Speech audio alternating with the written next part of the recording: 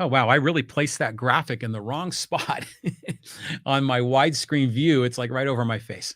But we're going to talk a little bit about money in local politics. And there's a picture on the screen of Colin Parent, and who's a council member from La Mesa, the vice mayor of La Mesa, and he's running for state assembly. And another picture of Poway Mayor Steve Voss. And I bring them up in this conversation because it's relevant. Now, this headline caught my attention earlier today.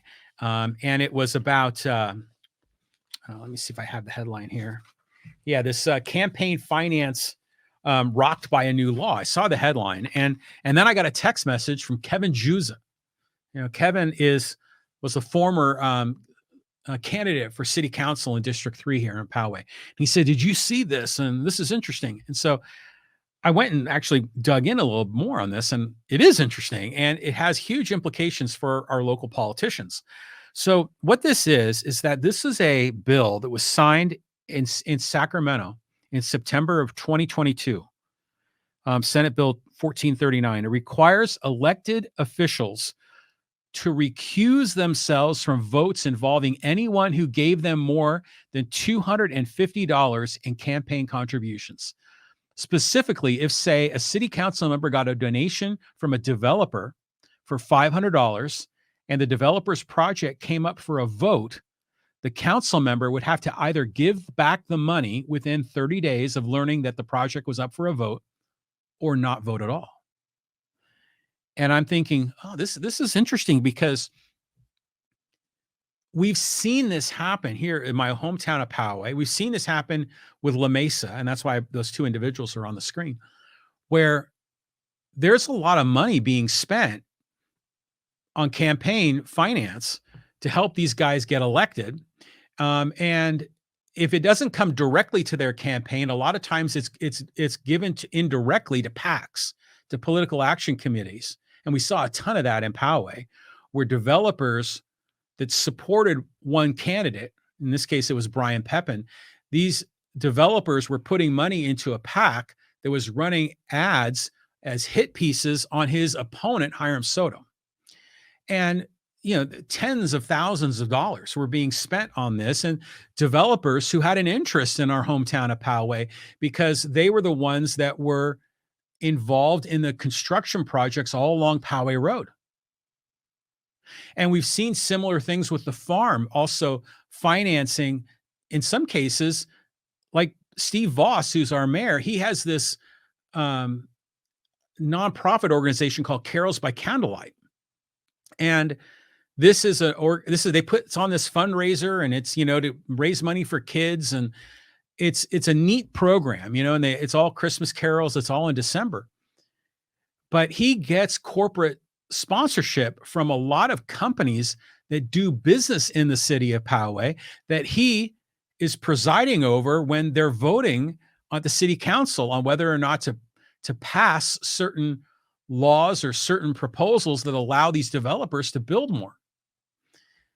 And, if you follow my podcast, you know that I'm generally for property rights, and I don't have a problem with developers building.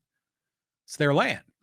But the problem is that when there's this quid pro quo, when there's this thing about where money is flowing and follow the money, and if a developer is giving, let's just say, $5,000 to Steve Voss's charity event, are they essentially buying favors of Steve Voss, knowing that Steve Voss will be able to vote on a proposal to approve their housing development in Poway? The same thing is true of Colin Parent in La Mesa. He runs a nonprofit organization called Circulate San Diego that advocates for affordable housing and mass transit and, a number of other kind of more urbanization of suburban areas. He's what I'll call is a YIMBY, a yes in my backyard. It's interesting. He's a Democrat that's for more development, but he's for higher density, linked to transit, linked to walkable neighborhoods. And, we can debate the pros and cons of that. But what he wants is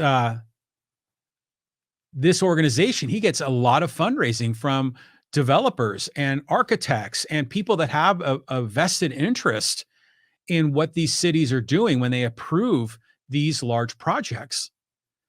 And so it creates this appearance of impropriety.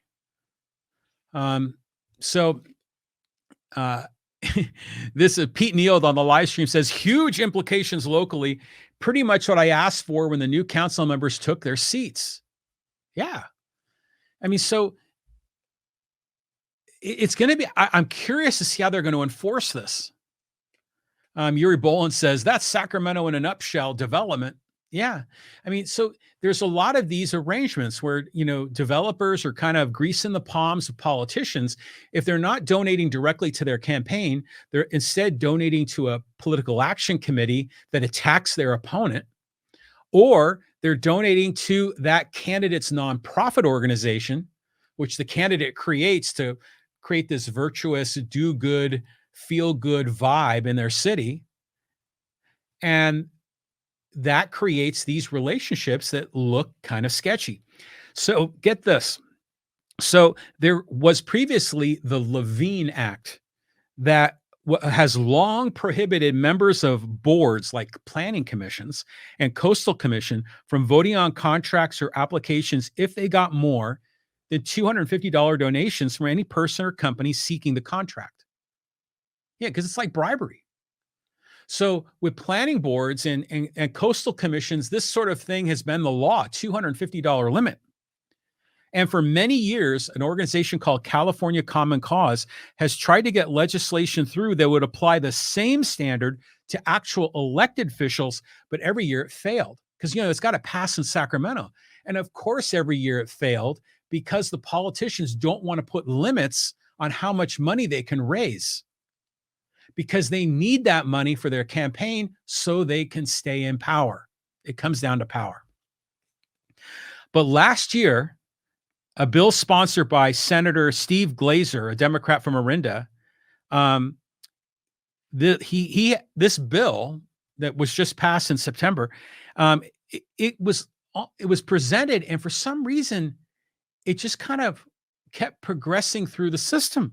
The bill just kept quietly advancing through the legislature. There was no opposition, virtually no discussion. It didn't seem like anyone noticed it. And then Gavin Newsom signed it into law in September. And so now these local governments are saying, oh my God, now we have this $250 limit from people that are seeking to do business with our particular local government agency, city government, school district, whatever. Now, these politicians are not allowed to vote on it, or they got to give the money back. So this law protects Californians from the pay-to-play corruption and the appearance of corporate corruption that plagues our cities and counties, and helps to restore faith in our leaders and in our government, according to Jonathan Mehta Stein, the executive director for California Cause. But interestingly, one group is given an exception. There's always an exception, right? Guess who it is? It's public employee unions. So the teachers union can spend as much as they want funding these school board candidates. Teachers union can give tons of campaign dollars to school board candidates, knowing full well that that school board candidate, if they're elected, they will be voting on a huge raise for those teachers. And it's not just teachers, it's administrators and all the other non-teachers in the school district. Those school board members vote on their contracts, vote on their raises. And yet they can take money, unlimited amounts of money from unions. And there are unions in city government as well. I mean, certainly in the city of San Diego is huge union involvement. I don't think there's much of that in our hometown of Poway. But this is crazy. I mean, now these cities are going to have some really serious challenges ahead of them on how they're going to enforce this. And it's one thing if they're going to get money directly, and you can point to, because they got to disclose how much money they get in campaign contributions. So if they got $250 or $500, they have to disclose it. But if that money instead went to a PAC, or if that money instead went to their nonprofit, does that need to be disclosed? And if not, I mean, is this a workaround? More comments on the live stream. This is from Mike Devine. He says, so if I run for District 2 in Poway, all my developer clients who hired me in the past, I must recuse myself, but someone who works as a social worker can vote on anything. Not right. Well, That's a good point. If let's just say hypothetically you ran for office and some of these developer clients were clients that you had done business with 5 years ago, 10 years ago, but maybe you're not doing business with them right now. And then if you're elected and something is presented to the city council to vote on, would you have to recuse yourself or not? This gets tricky on how they're going to draw these lines. Pete Neal on the live stream says, okay, not just Barry Leonard's seat. Let's elect an entirely new city council and mayor and monitor their funding to $250 each. Well, here I'll say this. This all ultimately gets down to the point of money in politics. And people get angry about having all this money in politics. And I'm with you, man. It's corrupt, or it creates the appearance of corruption. Now, I'm of the opinion, no, well, let me just say this. A lot of people are of the opinion we need to take money out of politics. We need to have campaign finance limits. We need to, in some cases, maybe some people say we need to make our elections publicly funded, to make any private donations essentially illegal. And I just think that's not realistic at all. Especially in a nation that's built on this notion of freedom, of liberty.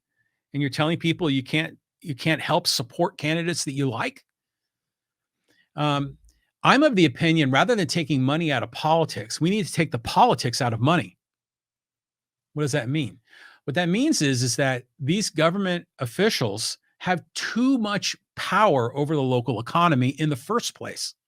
I mean, that's why developers and other corporate donors are donating to these candidates. They're not doing it, because they're altruistic and have a sense of duty to their city. No, they're doing it because they're trying to win favors. They're trying to influence those politicians to essentially vote on legislation that favors them.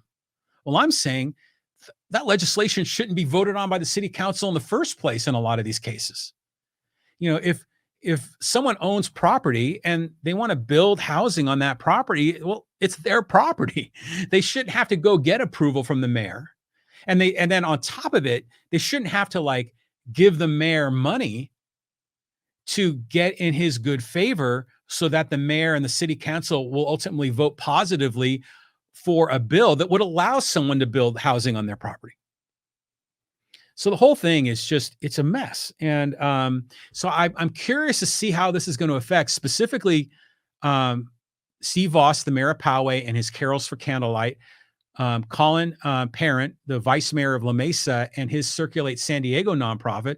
And then I am also curious, one of our other local councilmen in Poway, Brian Pepin, he had these PACs that were funded by developers that were spending huge money.